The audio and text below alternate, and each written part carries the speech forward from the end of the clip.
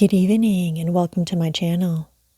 Tonight we'll be starting a reading of The Murder of Roger Ackroyd by Agatha Christie. Chapter 1. Dr. Shepherd at the breakfast table. Mrs. Ferrars died on the night of the 16th to 17th September, a Thursday. I was sent for at 8 o'clock on the morning of Friday the 17th. There was nothing to be done. She had been dead some hours. It was just a few minutes after 9 when I reached home once more. I opened the front door with my latchkey and purposely delayed a few moments in the hall, hanging up my hat and the light overcoat that I had deemed a wise precaution against the chill of an early autumn morning. To tell the truth, I was considerably upset and worried. I am not going to pretend that at that moment I foresaw the event of the next few weeks. I emphatically did not do so, but my instinct told me that there were stirring times ahead. From the dining room on my left there came the rattle of teacups and the short, dry cough of my sister, Caroline. "Is that you, James?" she called. An unnecessary question, since who else could it be? To tell the truth, it was precisely my sister Caroline who was the cause of my few minutes' delay. The motto of the mongoose family, so Mr. Kipling tells us, is "go and find out." If Caroline ever adopts a crest, I should certainly suggest a mongoose rampant. One might omit the first part of the motto. Caroline can do any amount of finding out by sitting placidly at home. I don't know how she manages it, but there it is. I suspect that the servants and the tradesmen constitute her intelligence corps. When she goes out, it is not to gather an information, but to spread it. At that, too, she is amazingly expert. It was really this last-named trait of hers which was causing me these pangs of indecision. Whatever I told Caroline now concerning the demise of Mrs. Ferrars would be common knowledge all over the village within the space of an hour and a half. As a professional man, I naturally aim at discretion. Therefore, I have got into the habit of continually withholding all information possible from my sister. She usually finds out just the same, but I have the moral satisfaction of knowing that I am in no way to blame. Mrs. Ferrars' husband died just over a year ago, and Caroline has constantly asserted, without the least foundation for the assertion, that his wife poisoned him.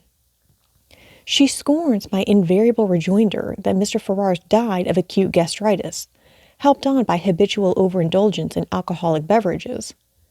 The symptoms of gastritis and arsenical poisoning are not, I agree, unlike, but Caroline bases her accusation on quite different lines. "You've only got to look at her," I have heard her say.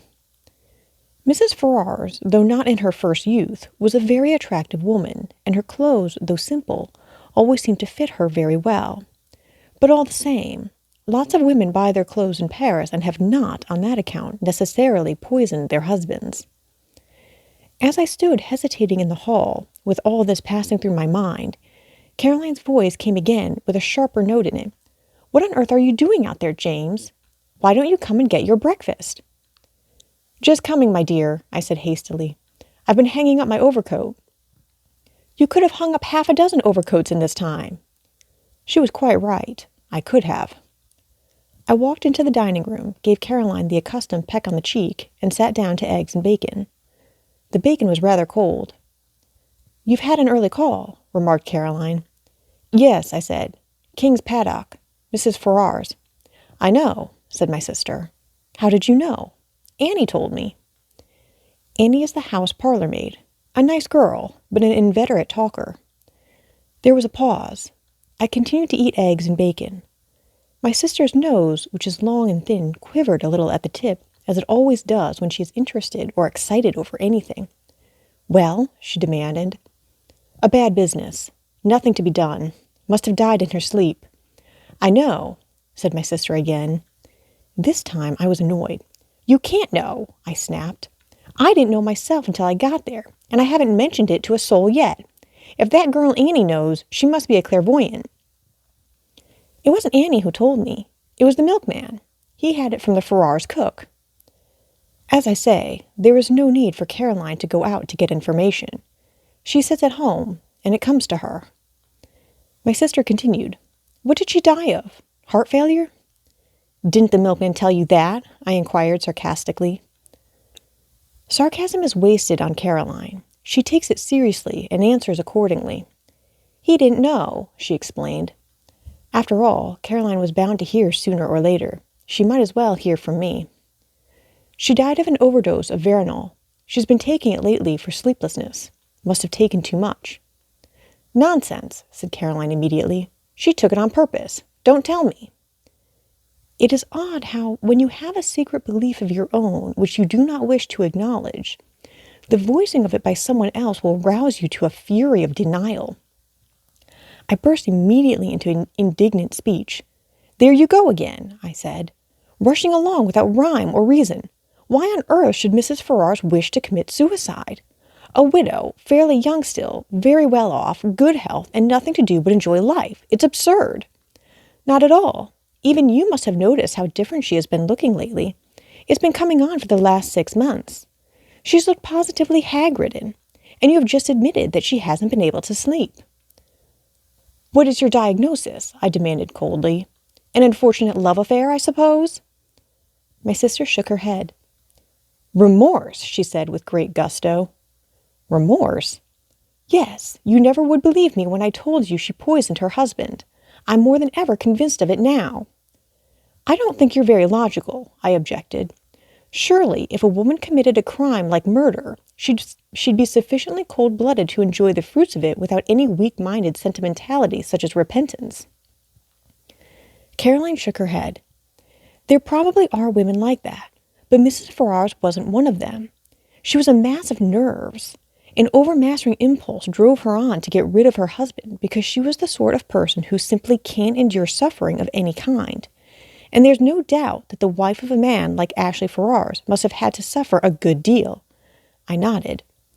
"And ever since she's been haunted by what she did. I can't help feeling sorry for her." I don't think Caroline ever felt sorry for Mrs. Ferrars while she was alive. Now that she has gone where, presumably, Paris frocks can no longer be worn, Caroline is prepared to indulge in the softer emotions of pity and comprehension. I told her firmly that her whole idea was nonsense. I was all the more firm because I secretly agreed with some part, at least, of what she had said. But it is all wrong that Caroline should arrive at the truth simply by a kind of inspired guesswork. I wasn't going to encourage that sort of thing. She will go around the village airing her views, and everyone will think that she is doing so on medical data supplied by me. Life is very trying." "Nonsense," said Caroline, in reply to my strictures. "You'll see. 10 to 1 she's left a letter confessing everything." "She didn't leave a letter of any kind," I said sharply, and not seeing where the admission was going to land me. "Oh," said Caroline, "so you did inquire about that, did you? I believe, James, that in your heart of hearts you think very much as I do. You're a precious old humbug." "One always has to take the possibility of suicide into consideration," I said repressively. "Will there be an inquest?" "There may be. It all depends. If I am able to declare myself absolutely satisfied that the overdose was taken accidentally, an inquest might be dispensed with." "And are you absolutely satisfied?" asked my sister shrewdly. I did not answer, but got up from the table. Thus ends Chapter 1 of The Murder of Roger Ackroyd by Agatha Christie.